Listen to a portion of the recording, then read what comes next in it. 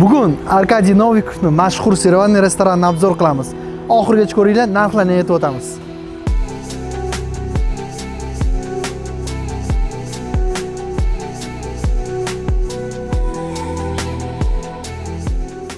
Bugun Sirvanniyaning eng mashhur firmini ovqatlarini tatib ko'ramiz. Bu focaccia, tomat va buratali. Hozir buni ham tatib ko'ramiz. Bismillah. Buratani mazasi zo'r. Bu kunilapcha Arkadiy Novikov pitsaning o'zlarini ingredientlari bo'yicha tayyorlanadigan. Tatib ko'ramiz.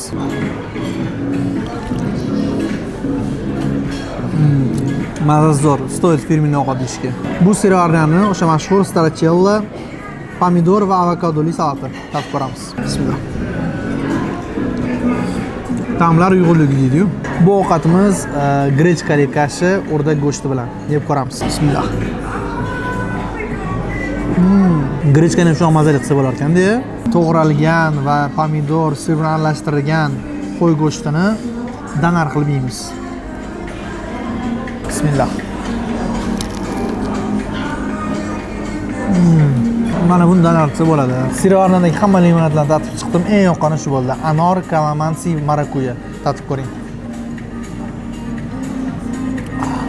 Zo'r. Xo'p, restoran obzoriga keladigan bo'lsak, atmosferasi zo'r. Oilaviy kelishni maslahat beraman. Juda yaxshi lokatsiya. Sirli ovqatlarini maromga yetkazib tayyorlashar ekan. Ofitsiant obslugasi ham zo'r. Shotimiz 1,150,000 ming chiqqan. Bu yerda 3 ta ovqat yetganmiz, 2 ta salat etdik. 5 ta ichimlik etdik.